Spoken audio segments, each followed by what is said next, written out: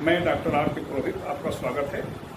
आज दबाव समूह के बारे में आगे की चर्चा करें और इसमें सबसे पहले देखें दबाव समूहों के प्रकार। आमंडर पावेल ने भारतीय दबाव समूहों को 4 प्रकार से वर्गीकृत किया है।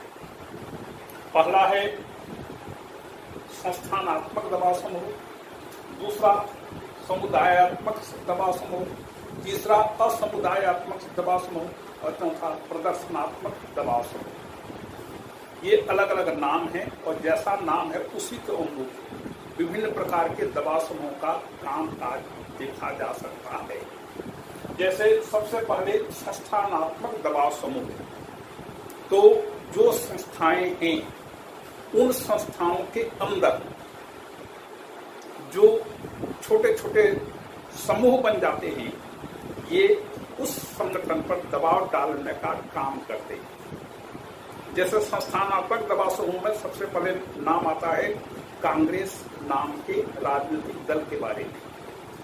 कांग्रेस में कौन सी संस्थाएं हैं जो दबाव समूह के रूप में भी काम करती हैं और वो इस प्रकार से दबाव बनाती हैं कि कांग्रेस की नीतियां उसी प्रकार से बनाई जाती हैं। कैसे? जैसे सबसे पहले कांग्रेस कार्य समिति। कांग्रेस कार्य समिति को आज के जमाने आजकल उसको हाई कमांड भी कहा जाता है। इसमें दल की सर्वाधिक टॉप लीडर रहते हैं और यही कार्य समिति पूरे देश में कांग्रेस की नीतियां क्या होंगी इसके बारे में अंतिम निर्णय लेता है।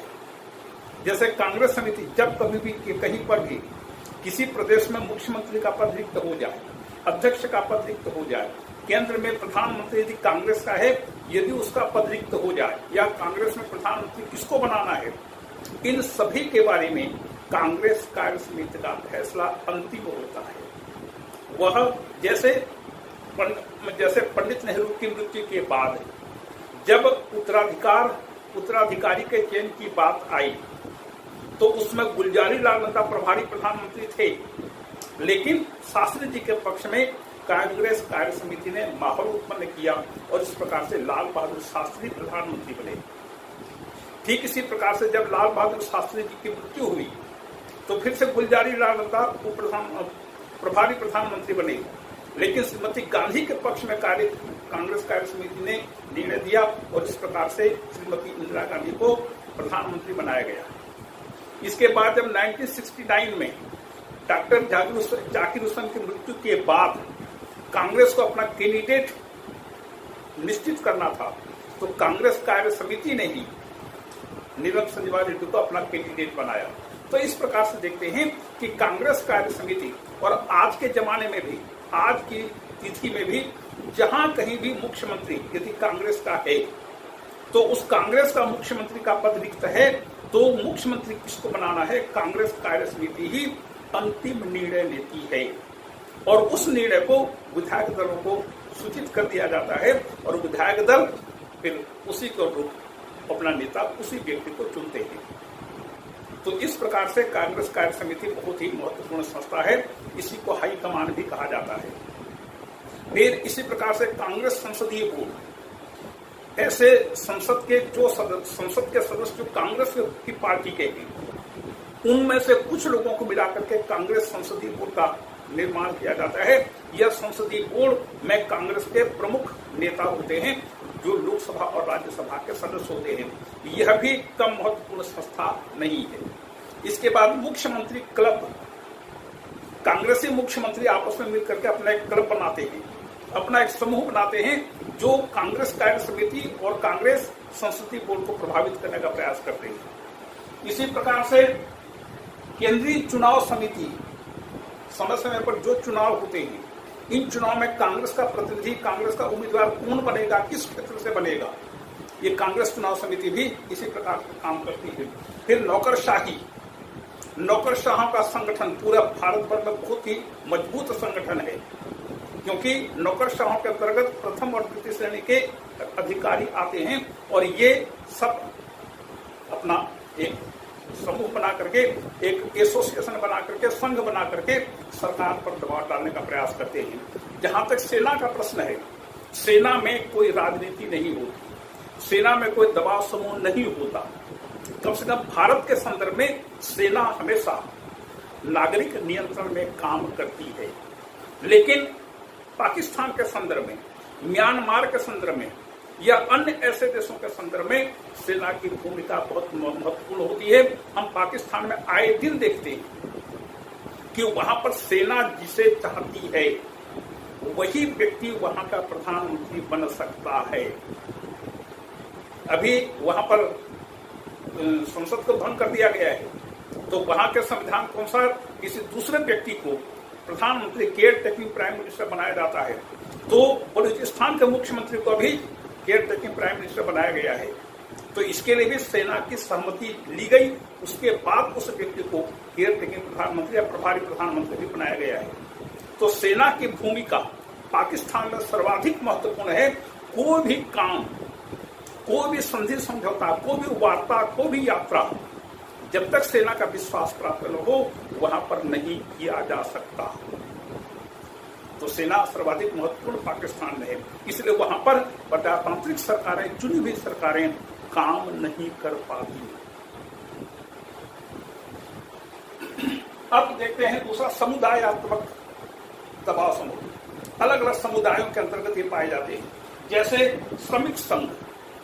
जितने भी श्रमिक संघ हैं, जैसे कौन कौन से, Bharatiya Mazdoor Sangh, INTUC Indian national trade union congress, AITUC all India trade union congress, Hind Mazdoor Sabha, ये सब राजनीतिक दलों के अलग अलग मजदूरों के संगठन हैं। इन सभी मजदूर संघों को किसी न किसी राजनीतिक दल का वरद हस्त प्राप्त होता है और ये सब मिलकर के शासन पर दबाव डालते हैं। एक तो राजनीतिक समर्थन पे मिल जाता है, फिर मजदूरों का भी काम यहाँ पर हो जाता है। तीसरा है, जैसे दूसरा है कृषक संघ, जैसे भारत किसान यूनियन। अभी पिछले वर्षों में जैसे कृषकों का आंदोलन हुआ था, लंबे समय तक चला था, 3 कृषि कानूनों को निरस्त करने के बारे में।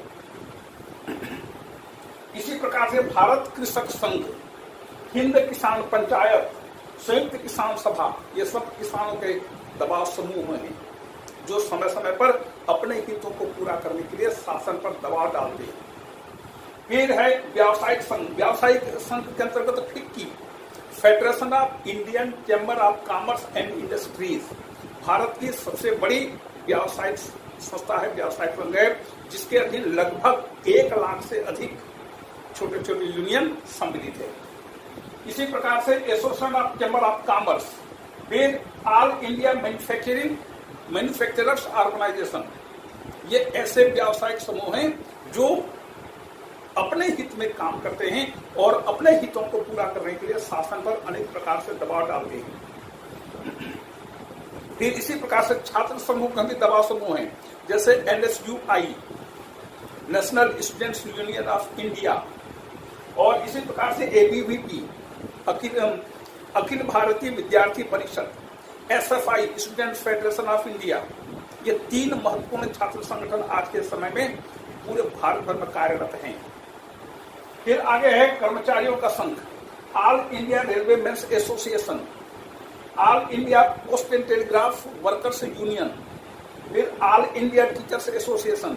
ऐसे कई आपको संगठन मिलेंगे जो उस वर्ग के हितों की रक्षा के लिए हमेशा तत्पर रहते हैं और सक्रिय होकर के काम करते रहते हैं।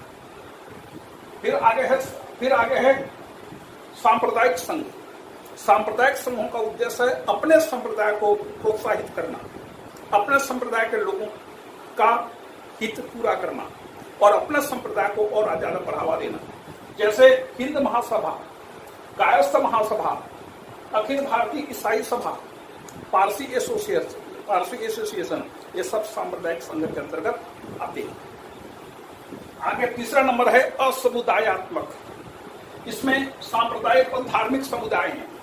सांप्रदायिक और धार्मिक समुदाय, इसके अंतर्गत विहिप मतलब विश्व हिंदू परिषद, बजरंग दल, मुस्लिम मजलिस, बाबरी मस्जिद एक्शन कमेटी, अभी जमायत इस्लामी, PFI, सिमी, ये सब सांप्रदायिक और धार्मिक संगठन हैं।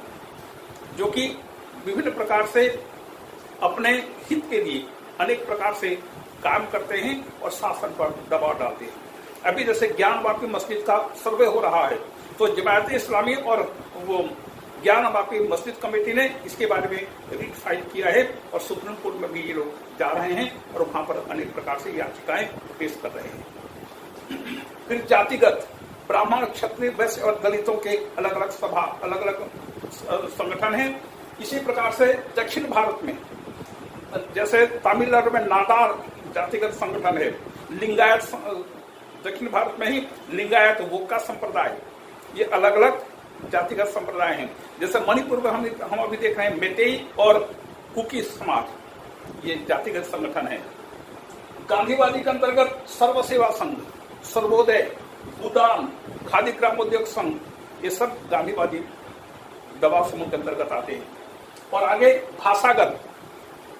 भाषागत जितने भी समूह हैं, दबाव समूह हैं, ये सब बहुत ही सक्रिय होते हैं। जैसे तमिलनाडु में हिंदी का सबसे ज्यादा विरोध होता है, लेकिन हिंदी फिल्में सबसे ज्यादा तमिलनाडु में चलती है। तमिलनाडु का कोई भी व्यक्ति हिंदी नहीं बोलता, भाषा का इतना ज्यादा वहां पर हिंदी भाषा का इतना ज्यादा विरोध होता है। सब समझते हैं, लेकिन आप हिंदी में बात नहीं करेंगे, सब अंग्रेजी बोलेंगे या तमिल बोलेंगे, हिंदी नहीं बोलेंगे। और हमें यह याद रखना चाहिए कि भारत में जितने भी प्रांतों का निर्माण हुआ है, इन सभी प्रांतों का निर्माण का आधार भाषा ही है। जैसे पहले बम्बई राज्य बहुत बड़ा था, लेकिन भाषा के आधार पर उसे महाराष्ट्र और गुजरात में विभाजित किया गया। जितने भी प्रांत बने हैं, जैसे पंजाब और हरियाणा, पहले पंजाब राज्य एक था, उसी में से हरियाणा को अलग किया गया। पंजाबियों के लिए पंजाब हुआ और हरियाणियों के लिए हरियाणा हुआ। इसी प्रकार से पूरे भारत में जितने भी राज्यों का निर्माण हुआ है, इनका मूल आधार भाषा ही रहा है। भाषा के आधार पर सभी प्रांतों का निर्माण किया गया है। और इसके बाद आता है चौथा है प्रदर्शनात्मक, जो प्रदर्शन करते हैं, जुलूस निकालते हैं, रैली निकालते हैं, असंवैधानिक उपायों का सहारा लेते हैं। इनमें है JKLF, Jammu Kashmir liberation front, Babbar Khalsa, Khalistan commando force, ULFA Assam का है, जो बंगाली शरणार्थियों के विरुद्ध इसने काम किया। और उल्फा ये बहुत ही महत्वपूर्ण प्रदर्शनात्मक संगठन है, इसके अंतर्गत ये सब आते हैं। ये सब अनुचित उपायों का, असंवैधानिक उपायों का भी सहारा लेने में कोई हिचक महसूस नहीं करते। ये सब क्रांति चाहते हैं और अपने मांगों को ठोस आधार पर रखने की कोशिश करते हैं। ये है 4 प्रकार के दबाव समूह, जिसका वर्गीकरण आमंड और पावेल ने किया है। अब देखें थोड़ा सा दबाव समूह के दोष। दुनिया में कोई भी ऐसी चीज नहीं जिसमें दोष न हो, कोई न कोई कमी अवश्य पाई जाएगी। तो दबाव समूह भी तो समाज में उत्पन्न होता है, समाज के लोगों के लिए काम करता है, अपने वर्ग के हितों के लिए काम करता है, तो उसमें स्वाभाविक रूप से कुछ दोष अवश्य ही दिखेंगे। कौन कौन से? सबसे पहले है क्षेत्रीयता। दबाव समूह क्षेत्रीयता का भाव उत्पन्न करते हैं, जबकि पूरे राष्ट्र का विकास केवल एक क्षेत्र के विकास से नहीं हो सकता, राष्ट्र का समग्र विकास होना चाहिए। लेकिन ये सब अपने क्षेत्र के लिए, अपनी जाति के लिए, अपने वर्ग के हित के लिए हमेशा कार्यरत रहते हैं। इस प्रकार से संकीर्णता का प्रचार करते हैं। इसी प्रकार से संकीर्णता, इनका दृष्टिकोण बहुत ही संकीर्ण होता है, केवल अपने तक सीमित होता है। जबकि भारतीयता की भावना है वसुधैव कुटुंबकम, पूरी दुनिया, पूरा विश्व एक परिवार है। इस भावना को लेकर के लोग नहीं चलते, क्षेत्रीयता का भाव लाते हैं, परिणाम स्वरूप संकीर्णता की उत्पत्ति होती है। और जब संकीर्णता व्यक्ति में आ जाएगी तो इतना नैरो माइंडेड होना किसी भी देश के लिए, समाज के लिए अच्छा नहीं है, स्वास्थ्यकर नहीं है। तीसरा है अवैधानिक साधन। असंवैधानिक साधनों का इस्तेमाल करने में ये लोग नहीं हिचकते। जैसे जब पंजाब में आंदोलन हुआ था, खालिस्तानी आंदोलन हुआ था, तो किस प्रकार से हिंसा की गई, पूरी दुनिया के देशों ने इन हिंसा को देखा था और भारत के लोगों ने इसको भोगा था। अभी भी देखिए अलग अलग देशों के दूतावास में, ऑस्ट्रेलिया में, कनाडा में किस प्रकार से ये खालिस्तानी लोग, खालिस्तानी आंदोलन के समर्थक किस प्रकार से विभिन्न दूसरे देशों में जाकर के भारत विरोधी कार्रवाइयों में संलग्न रहे। और फिर है चौथा, विदेशी सहायता। ये इन दबाव समूहों को न केवल अपने सदस्यों से चंदा मिलता है, अपितु ये विदेशी साधनों से प्रायोजित होते भी होते हैं। मतलब कि विदेशों में बसे रहने वाले बड़े बड़े पूंजीपति धनाढ्य लोग इन लोगों को पैसा देते हैं कि तुम भारत के विरुद्ध, भारत की एकता को खंडित करने के लिए आंदोलन करो, नहीं तो इनको पैसा कहां से मिलेगा।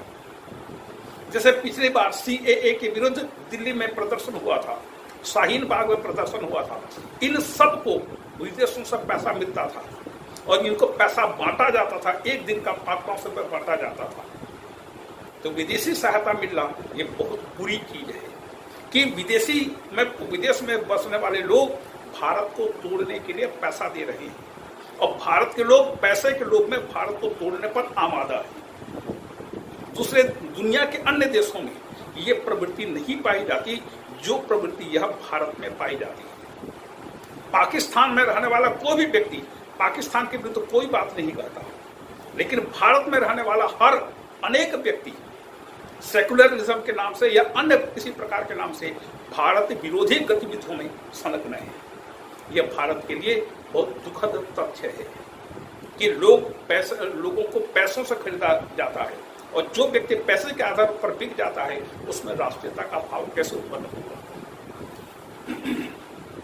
और आगे है, विधेयकों को प्रलोभन देते हैं, इनको ब्लैकमेल करते हैं।